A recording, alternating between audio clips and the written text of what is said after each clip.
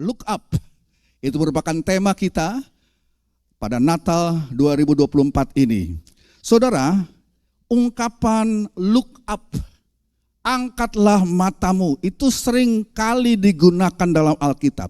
Ya, ini ungkapan yang sering kali muncul. Pandanglah atau angkatlah matamu, atau dengan kata lain Alkitab mau berkata, lihat ke atas. Angkatlah matamu atau lihat ke atas, atau alihkan pandangan Anda. Alihkan pandanganmu dari apa? Dari dirimu sendiri, dari permasalahan kita, dari keberadaan saudara, dari keadaan saudara. Arahkan pandangan saudara kepada Allah. Fokuskan kembali pandangan kita, pandang Tuhan. Pada Natal 2024 ini GPD Elohim fokus kembali kepada Tuhan. Dan saudara, segala sesuatu akan kembali menjadi lebih baik. Segala sesuatu akan terlihat lebih baik saat kita mulai memandang ke atas, bukan ke bawah. Yang percaya katakan amin. Bapak Ibu, Allah mengatakan angkatlah matamu, itu bukan kepada beberapa tokoh di perjanjian lama, umpamanya kepada Abraham Allah berkata angkatlah matamu. Beberapa tokoh Alkitab, kepada Yakub juga demikian, kepada Musa dan kepada Yesaya pun demikian Bapak Ibu. Ya, ada sebuah ilustrasi pendek.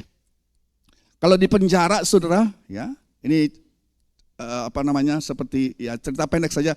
Di penjara dua orang pria dalam penjara melihat keluar. Yang satu melihat lumpur, yang satu melihat bintang. Yang melihat lumpur dia pandang ke bawah.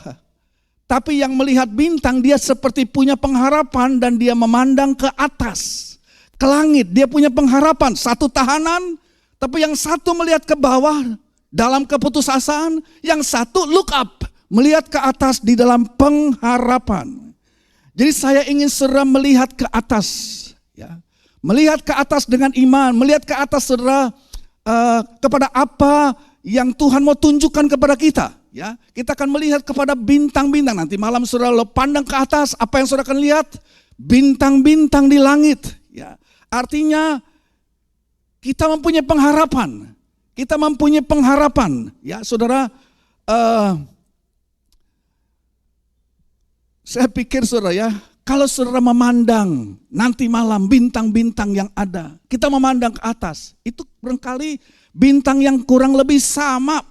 Posisinya belum berubah, 2000 tahun yang lalu juga mungkin posisinya, konstelasinya ya masih seperti itu. Ya, itu bintang yang sama persis yang bersinar di malam kelahiran Yesus 2000 tahun yang lalu. Nah saudara, Raja Daud menuliskan tentang melihat ke atas ini. Di Mazmur pasal 8, Mazmur 8 ayat yang keempat sampai 6. Jadi Raja Daud memandang ke atas pada malam hari, look up. Dan dia menuliskan Mazmur yang indah di Mazmur pasal 8 ayat 4. Jika aku melihat langitmu, melihat ke atas, melihat langitmu, buatan jarimu, bulan dan bintang-bintang yang kau tempatkan. Apakah manusia sehingga engkau mengingatnya? Apakah anak manusia sehingga engkau mengindahkannya? Namun engkau telah membuatnya hampir sama seperti Allah, dan telah memahkotainya dengan kemuliaan dan hormat. Jadi Bapak Ibu, ketika kita melihat ke atas, saudara melihat kebesaran Allah dan saudara menyadari betapa besarnya Allah itu, saudara, maka secara alamiah problem saudara menjadi lebih kecil. Amin saudara. Kalau kita memandang ke atas kepada kebesaran Allah yang menciptakan langit dan bumi, yang menciptakan segala bintang dan galaksi saudara, maka secara alami itu akan mengecilkan ukuran masalah kita. Masalah kita tidak lagi tampak besar, atau masalah kita tidak lagi tampak seberat ketika dibandingkan dengan kebesaran Allah.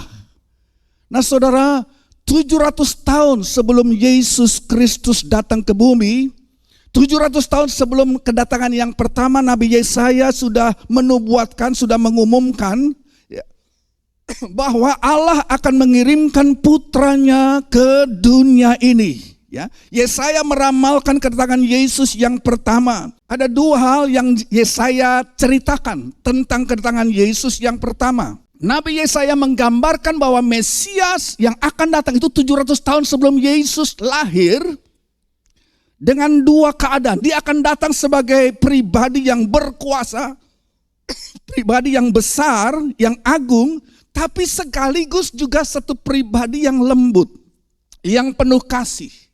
Di satu sisi, Sang Mesias yang datang itu akan cukup kuat, cukup berkuasa untuk menolong kita, cukup berkuasa untuk menyelamatkan kita, cukup berkuasa untuk menyelesaikan masalah kita, tapi di sisi lain dia juga cukup lembut dan penuh kasih sayang kepada kita umatnya. Mari kita lihat nubuatan tersebut di Yesaya pasal 40. Yesaya pasal 40 ayat 9. Hai Sion pembawa kabar baik, naiklah ke atas gunung yang tinggi. Hai Yerusalem pembawa kabar baik, nyaringkanlah suaramu kuat-kuat. Nyaringkanlah suaramu, jangan takut. Katakanlah kepada kota-kota Yahudi, perhatikan ini. Lihat itu Allahmu. Ayat 10, lihat itu Tuhan Allah. Perhatikan, dia datang apa? Dengan kekuatan dan dengan tangannya ia berkuasa. Lihat mereka yang menjadi upah jerih payahnya ada bersama-sama dengan dia. Dan mereka yang diperolehnya berjalan di depannya. Ayat 11. Seperti seorang gembala, ia mengembalakan kawanan ternaknya dan menghimpunkannya dengan tangannya. Anak-anak domba di pangkunya dan induk-induk domba dituntunnya dengan hati-hati. Nah saudara perhatikan bahwa Yesaya memperlihatkan bahwa Allah itu datang dan dikatakan pada tangannya ada kuasa. Dia Allah yang powerful. Sang Mesias dinubuatkan datang sebagai Allah yang menjadi manusia dan dia punya kuasa. Ya, saudara, dan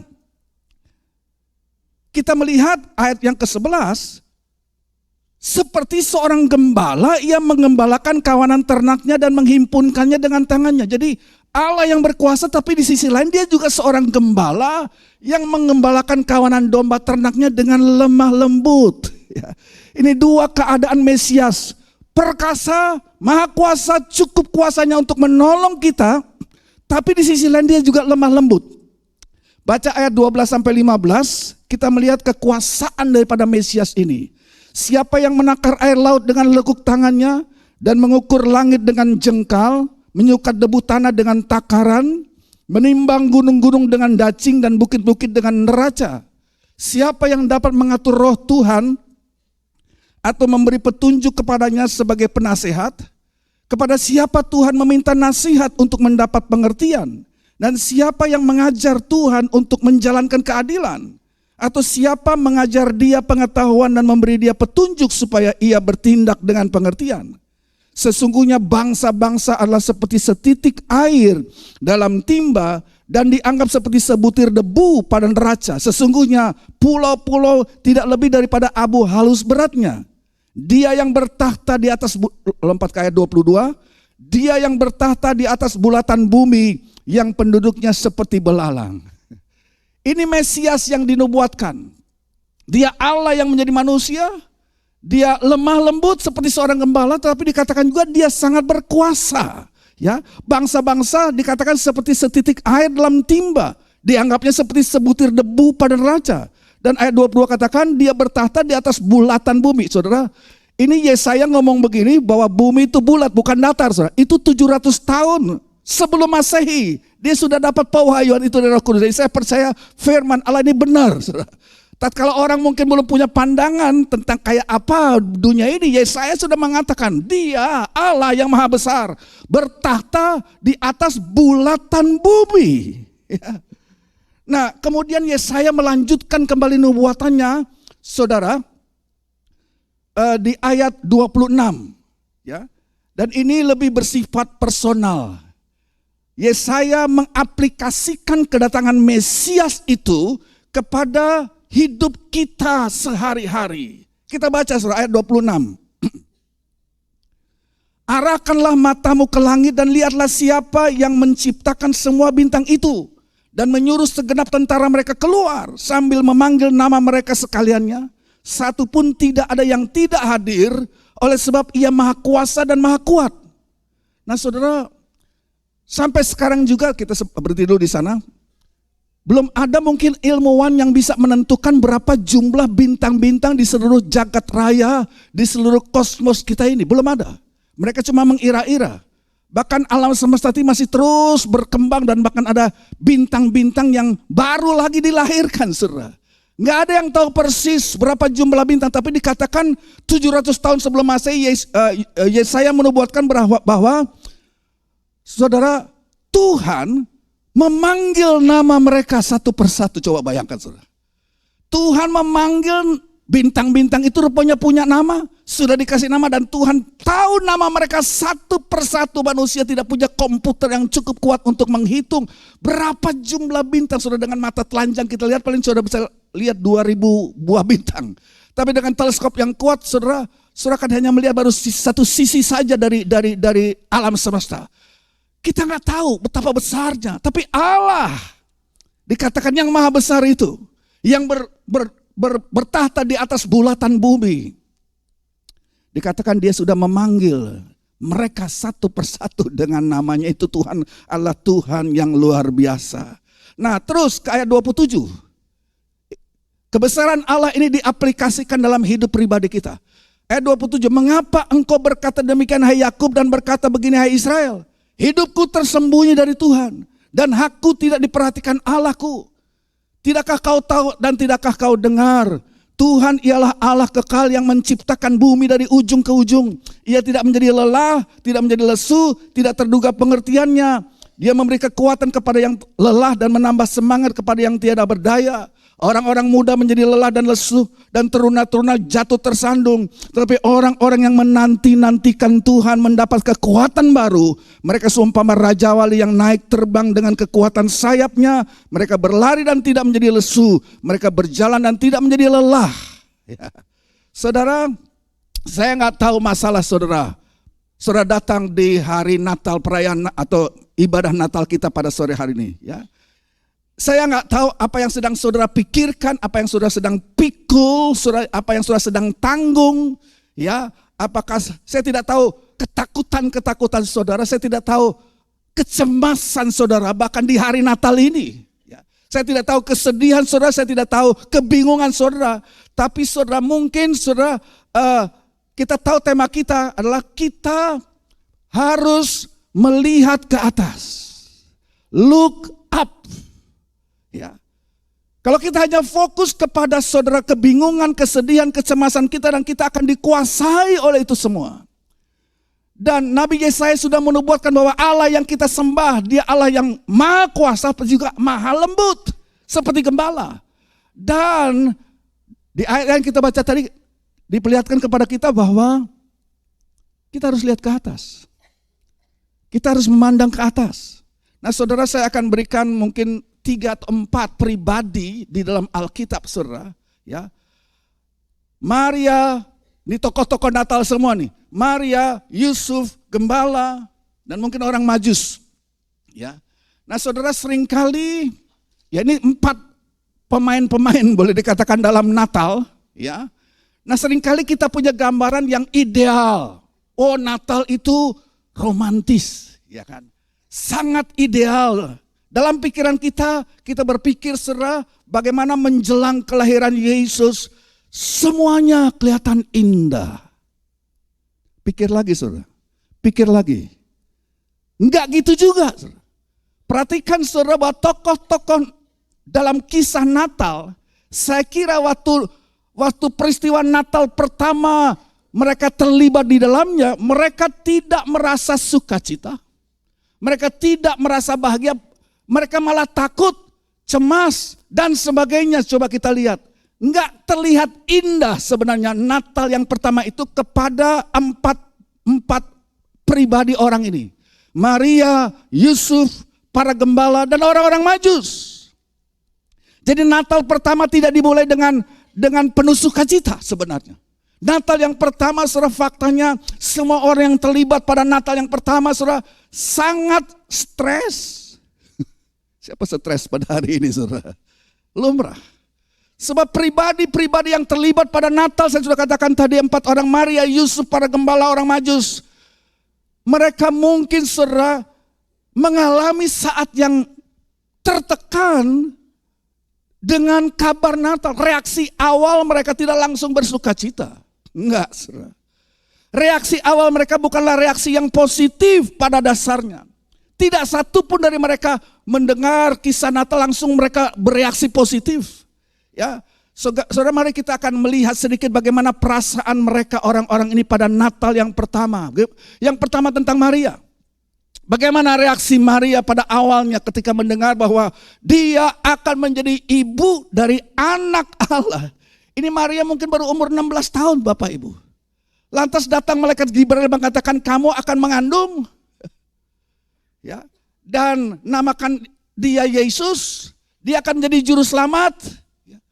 Saudara, ketika malaikat pertama kali menampakkan diri kepada Maria, menjelaskan apa yang akan terjadi, Maria pusing 7 keliling pasti. Dia sangat stres dengan berita ini. Ada 1001 macam pertanyaan, saudara. Dan saya tidak menyalahkan wanita muda ini, masih remaja, ya udah 16 tahun, ada yang bilang bahkan 15 tahun, saudara, masih muda banget. Maria akan berkata, apa? Mungkin begitu kepada malaikat yang Maria akan berkata, loh kenapa enggak orang lain yang lebih gedean lah, yang lebih hebat, kenapa harus saya? Dan kalau itu terjadi bagaimana caranya? Ya, dan kapan, di mana? Dan bagaimana bisa terjadi? Apa yang saya harus katakan kepada saya punya tunangan Yusuf, saya mau bilang apa sama dia? Saya hamil di luar nikah, apa kata dia? Dan ada 1001 saudara pertanyaan berkecamuk dalam diri Maria, dan saya berkata Maria itu stres dengar berita Natal yang pertama. Apa yang saya harus cerita sama orang tua, apa mereka bisa ngerti orang tuaku ini? Apa yang saya harus cerita kepada teman-teman saya? Dan kalau toh saya cerita, siapa yang mau percaya kepada saya? Ini saya kira reaksi awal Maria yang sebenarnya wajar saja. Ya. Jadi kalau saudara mau catat, Maria itu, tulis Maria itu bingung. Maria bingung dan khawatir. Saudara, Lukas 1 ayat 29, kalau kita baca Lukas 1:29, Maria terkejut mendengar perkataan itu, lalu bertanya dalam hatinya, apakah arti salam itu? Jadi waktu malaikat Jibril itu datang, memberikan salam, Maria terkejut. Terkejut itu dalam bahasa Grekanya, so dia peraso, artinya bingung, cemas, terguncang. Ini bukan kaget biasa, ini diam, bingung, cemas, apalagi terguncang, terganggu, dia peraso. Itu yang Maria rasakan. Dia tidak merasakan sukacita, saudara. Ya. Dia merasa bingung, dia terguncang. Itu Maria. Bagaimana dengan tokoh yang kedua? Yusuf, sama juga Yusuf. Ya. Reaksi Yusuf pada awalnya terhadap kabar itu bagaimana, saudara? Ya, Alkitab mengatakan bahwa ketika Maria menjelaskan bahwa aku ini hamil, Yusuf. Tapi bukannya aku tidak setia sama kamu, Yusuf. Aku tetap setia. Percaya enggak, aku ini masih perawan tapi aku hamil. Yusuf bilang, lo bisa mengada-ada saja kamu lah. Ya. Kalau udah salah ngaku salah aja, mungkin seperti itu, saudara. Yusuf ini dia sangat mengasihi tunangannya. Mereka sudah bertunangan. Dan bangsa Israel mempunyai aturan setelah bertunangan walaupun sudah boleh dianggap sebagai suami istri, tapi belum boleh hidup satu atap. Mereka harus menunggu 1 tahun untuk membuktikan, saudara, kemurnian daripada si pengantin wanita ini. Belum 1 tahun selesai, Maria tuh mengandung. Dan Maria kasih cerita sama Yusuf. Yusuf, aku tetap setia, aku gak selingkuh. Aku ini masih perawan. Dan tahu gak Yusuf, siapa bapaknya? Bapaknya itu Allah. Tambah bingung Yusuf, saudara. Lu bohong mah boleh bohong, tapi bohong jangan keterlaluan kayak begini dong. Kan begitu berkali perasaan hati Yusuf, saudara. Sebagai seorang pria, dia merasa dikhianati. Dia terluka, kalau saudara mau tulis, kalau Maria tadi bingung, Yusuf terluka. Patah hati dia itu. Dia merasa dibohongi, teman-temannya bilang bodoh kamu, dia merasa goblok gitu ya. Dia merasa ditipu, dia merasa malu, dia tidak tahu harus berkata apa kepada teman-temannya. Ya, pacar saya, tunangan saya sedang hamil. Kayak gimana saudara? Wah, teman-temannya mungkin berkata, ya, tapi kami belum pernah berhubungan. Temannya bilang, oh kalau gitu dia sama orang lain. Enggak. Menurut pengakuan dia mengklaim, kekasihku ini mengklaim bahwa bapaknya itu Tuhan. Diketawain saudara. Coba saudara mengambil tetap tempat di sepatunya Yusuf. Yusuf sangat terluka. Jadi Natal ini ya, pada orang-orang ini bukan sesuatu yang seringkali kita bayangkan, oh sangat indah, sangat romantis. Enggak saudara. Mereka semua stres. Yusuf kecewa. Dan kita tahu bahwa dia mau mengakhiri hubungannya dengan Yusuf karena Matius 1 ayat 19 katakan karena Yusuf itu adalah seorang yang berhati tulus, dia mau selesaikan saja hubungannya tapi dengan cara yang tidak membongkar-bongkar kesalahan. Diam-diam aja di bawah tangan dia kasih surat cerai. Habis cerita. Ya, walaupun dia akan lakukan ini dengan hati yang hancur, hati yang pecah, hati yang terluka. Jadi saudara, itu keadaan Yusuf. Ya, terlalu sulit untuk dipercaya ceritanya Maryam ini. Luar biasa kebohongan Maria mungkin dalam pikiran Yusuf. Luar biasa tidak masuk akal. Jadi saudara, yang pertama, kisah Natal buat seorang Maria itu bikin bingung. Bikin stres. Yang kedua, Yusuf, kisah Natal membuat dia terluka. Boleh saya katakan, karena memang mereka tidak tahu. Membuat dia patah hati. Gak ada sukacita Natal di situ. Gak ada. Bagaimana dengan kelompok yang lain, pemain dalam panggung Natal 2000 tahun yang lalu? Gembala-gembala bagaimana?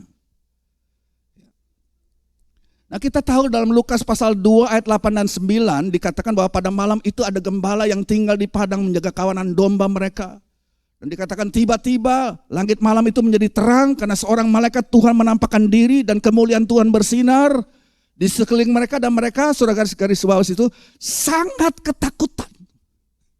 Kedatangan malaikat ini membuat para gembala orang sederhana ini, saudara, ya, sangat ketakutan. Jadi yang ketiga, para gembala sangat ketakutan. Malaikat itu, ya kalau kita lihat sekarang dalam film-film, saudara, nyanyian malaikat menyanyi, gembala menyambut, kayak gitu, saudara. Enggak, mereka ketakutan. Ya, saudara, bahasa aslinya, bahasa Yunani dari kata takut itu phobeto. Dari kata phobeto ada hubungannya dengan fobia, saudara. Ketakutan, gembala-gembala ini takut, panik. Mereka dipeduri rasa takut. Mereka mungkin mencari tempat untuk bersembunyi sebab belum pernah mereka ada 4 abad Allah tidak pernah mengunjungi kembali umatnya, tiba-tiba muncul ini malaikat. Mereka bersembunyi, jantung mereka mungkin berdegup kencang, keringat dingin bercucuran, saya nggak tahu, mungkin ada yang udah buru-buru lari, saudara, kencing-kencing, saya nggak tahu, mungkin seperti itu. Ya. Itu keadaan para gembala. Ya, jadi dengan kata lain saat pertama kali mendengar kabar itu Bapak Ibu, para gembala benar-benar kelang kabut. Mereka ketakutan. Mereka sama sekali tidak bahagia. Mereka takut.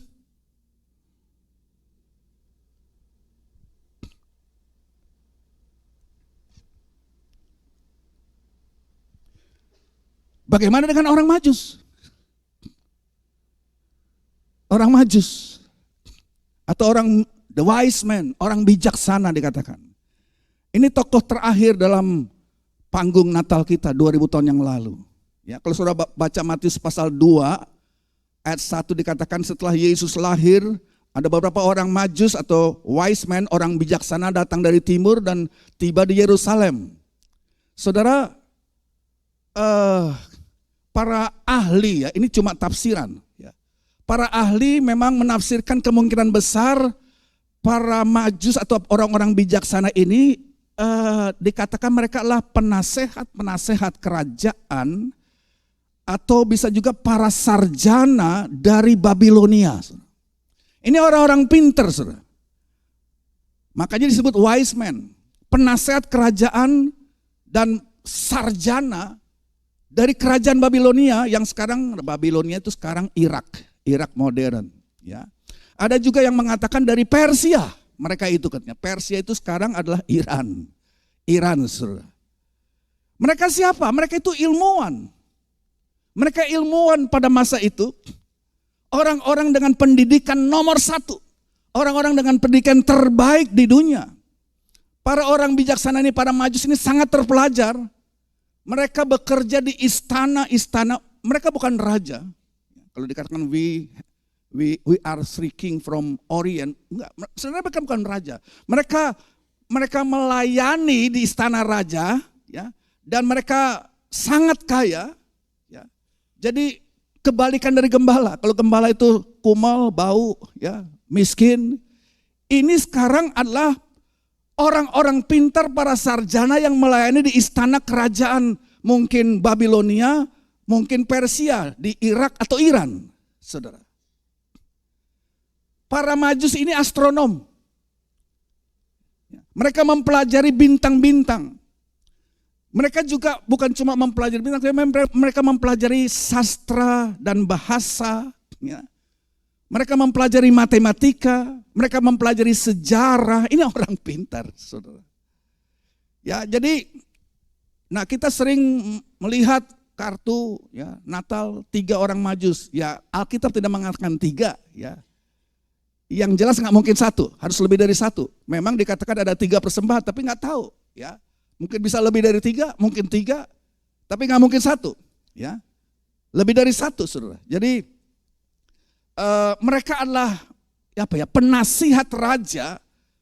Mereka melayani raja, mereka melayani kaisar. Bahkan kalau kita lihat dalam kitab Daniel, Bapak Ibu, Alkitab menyebutkan Daniel itu pernah ada di negara Babil dan dia jadi kepala orang-orang bijaksana. Daniel mempunyai sumber kebijaksanaan dari Allah sampai dia diangkat menjadi kepala atau atasan dari semua Majus, dari semua Magoi, dari semua orang-orang bijaksana di Babil. Jadi Daniel itu semacam orang bijaksana juga, saudara. Ya, mirip-mirip kayak orang Majus begitu, saudara. Lantas kita berpikir berapa lama waktu yang diperlukan bagi para Majus atau orang bijaksana ini untuk berjalan dari timur ke Yerusalem, dari daerah Iran atau Irak itu ke Yerusalem. Kita juga nggak tahu pasti Irak atau Iran, pokoknya ya itu diperkirakan saja tafsiran dari para sarjana, saudara. Ya, tapi kalau kita bilang saja memang daerah itu Irak dan Iran, saudara, itu ada 2 jalan. Kita bisa tarik garis lurus dari Irak langsung ke Bethlehem atau langsung ke Yerusalem. Itu cuma sekitar 1.300 km. Kalau tarik garis lurus. Cuma orang nggak pernah jalan menurut tarik garis lurus tadi.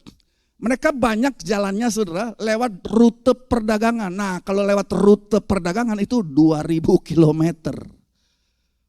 Ya, dari ujung Jawa Timur sampai ujung Jawa Barat bolak-balik, saudara.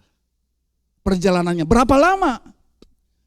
Kita ambil contoh dari Ezra aja deh. Sebab Ezra dipercayakan Ezra pada saat itu adalah ada di Babilonia atau ada di Persia bersama dengan Nehemia, dan Ezra membawa pulang bangsa Israel yang sudah diizinkan pulang dari tanah tawanan untuk kembali ke Palestina. Berapa waktu yang mereka buat perjalanannya, saudara? Ya, 2.000 km.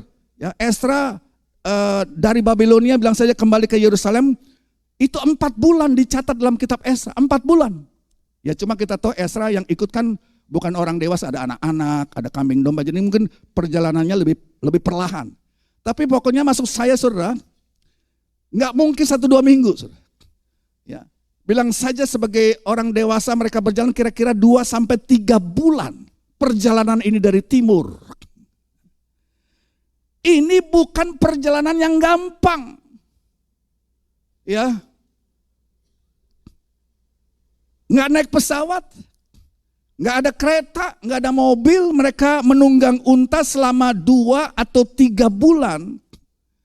Sebagian besar perjalanannya bukan lewat hutan-hutan indah, ada sungai, enggak, padang pasir melulu. Mereka melintasi beberapa negara asing. Medan yang berat, medan yang berbahaya, sebab ada banyak rampok, begal juga di padang pasir tersebut. Panas, waktu siang, malam kedinginan, saudara, mereka berkeringat, ini melelahkan. Ini bukan Natal bersalju, I dream. Gimana lagu itu? Of a white Christmas. Gak ada tuh cerita, saudara. Buat orang Majus ini perjalanan yang bikin stres, melelahkan, saudara. Bukan satu perjalanan yang indah. Kira-kira bagaimana perasaan orang-orang Majus saat mereka akhirnya setelah 2-3 bulan tiba di Yerusalem? Ya, catat ini, saudara. Kalau yang pertama Maria bingung, Yusuf patah hati, ya kan? Gembala-gembala ketakutan. Ini semua orang-orang yang berada di sekitar Natal. Sekarang orang Majus. Majus kayak apa, saudara? Kecapean, bilang aja begitu, saudara. Majus sudah jalan 2-3 bulan, mereka kecapean, kelelahan, saudara. Saudara capek, Natal udah kerja berat, saudara ya. Aduh.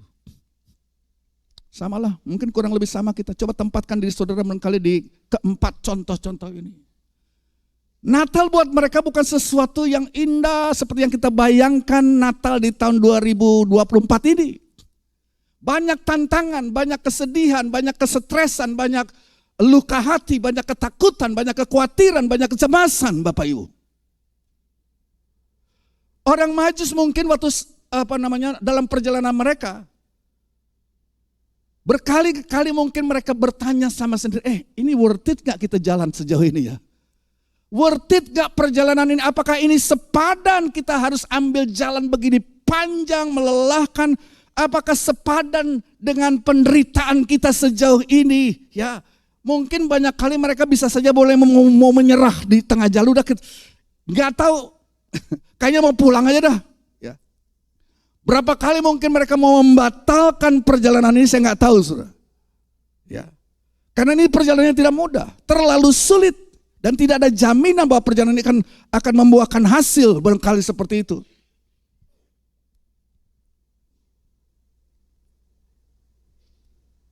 Jadi perhatikan kesimpulan kita di 4 tokoh ini. Dari 4 pemain dalam panggung Natal 2000 tahun yang lalu. Ada titik di dalam kehidupan mereka, perhatikan Bapak Ibu. Bahwa setiap tokoh dalam cerita Natal tersebut merasa ingin berhenti. Merasa ingin menyerah saja sudah di tengah jalan. Saya mau bertanya, saudara, di hari Natal ini, saudara juga mungkin merasa seperti itu. Ingat tema kita, look up. Sebab mereka ini look up. Mereka berharapan dengan hal-hal yang berat dalam hidup mereka pada Natal itu. Tapi saudara, kita melihat bahwa masing-masing mereka itu akan mengganti fokus mereka. Dari memandang ke bawah kepada persoalan mereka, kepada memandang ke atas. Kepada janji-janji Tuhan. Saya nggak tahu, mungkin pada Natal ini saudara seperti mereka bingung, seperti Maria. Dan khawatir, saudara terluka mungkin seperti Yusuf, saudara patah hati. Saudara mungkin merasa takut seperti gembala. Dan mungkin yang keempat, kecapean seperti orang Majus. Tapi kuncinya perhatikan. Kunci untuk menyembuhkan hati yang terluka tadi. Kunci untuk menyembuhkan hati yang hancur tadi. Kunci untuk menggantikan ketakutan saudara dengan keyakinan. Kunci untuk memulihkan jiwa saudara yang capek dan lelah seperti orang Majus. Apa kuncinya? Lakukanlah apa yang dilakukan oleh keempat kelompok ini saat mereka mau berhenti, saat mereka mau menyerah saja. Setiap tokoh dalam cerita ini sekali lagi saya katakan memandang ke atas. Saya mengajak seluruh sidang jemaat untuk memandang, look up, memandang kepada Tuhan.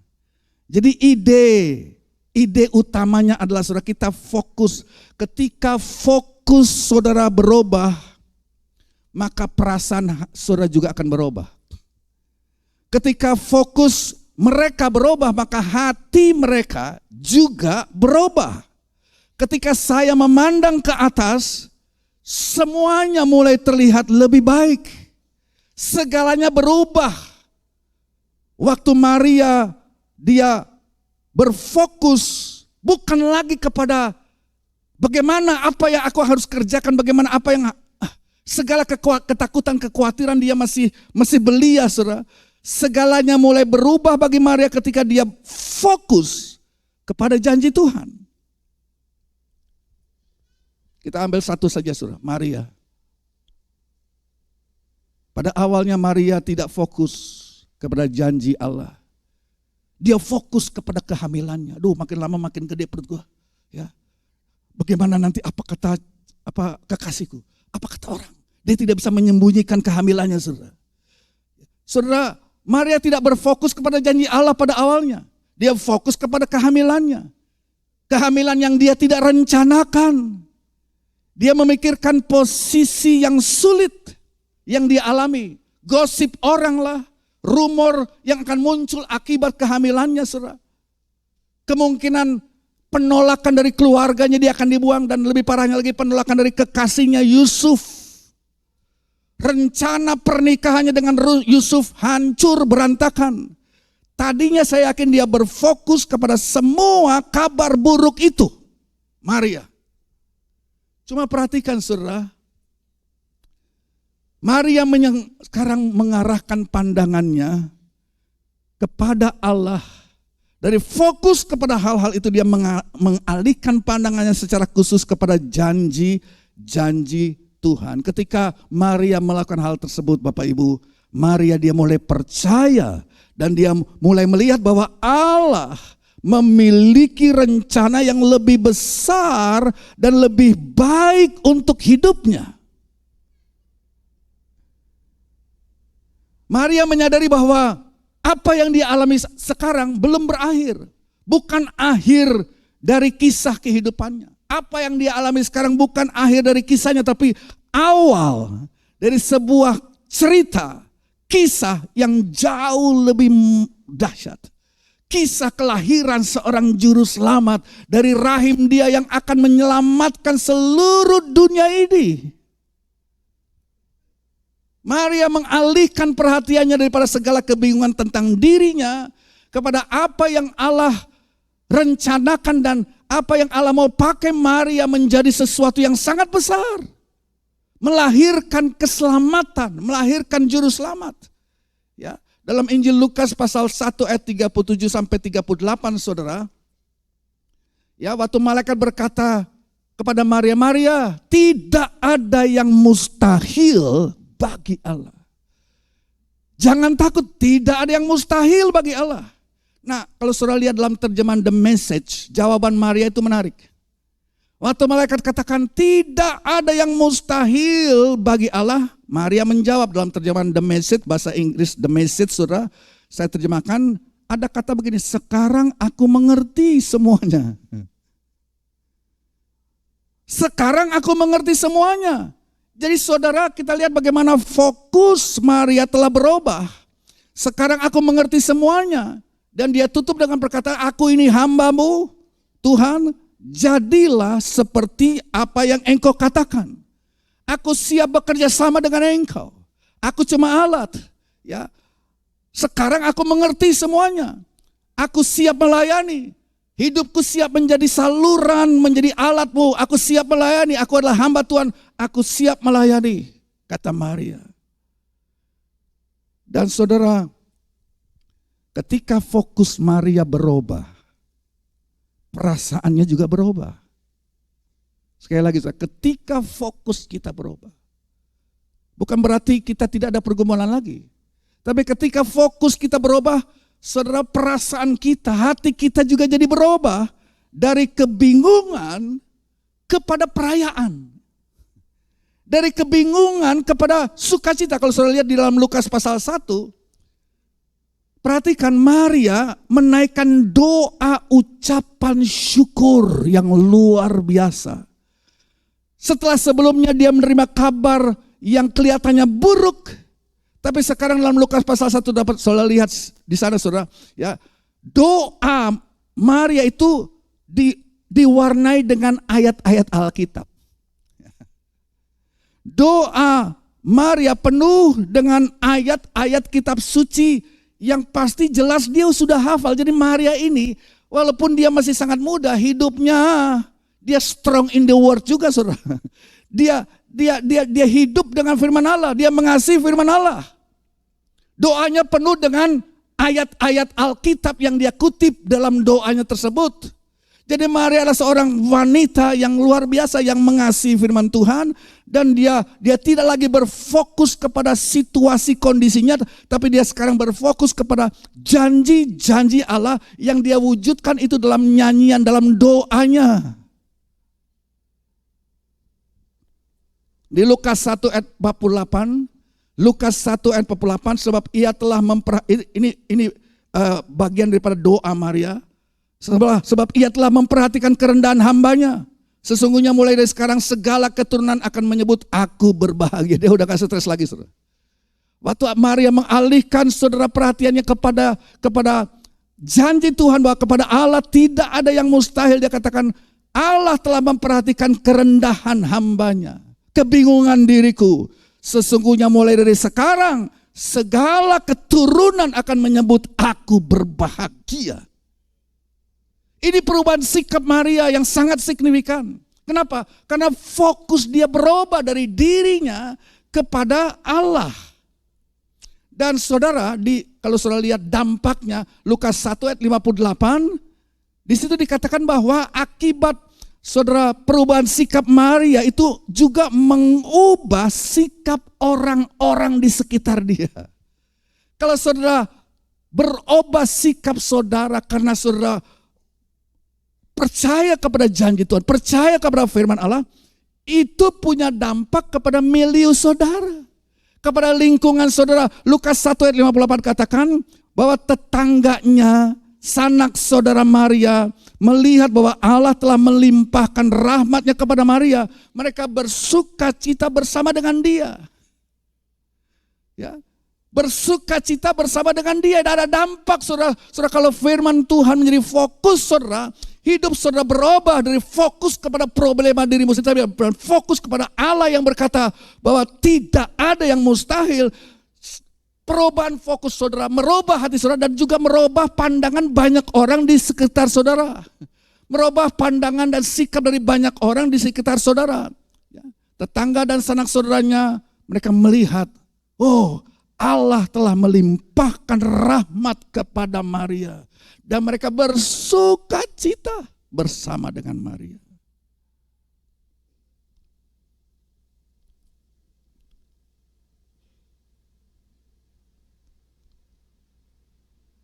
Tentang orang Majus kita simpan nanti untuk tanggal 25. Ya, saya tidak panjangkan firman Allah.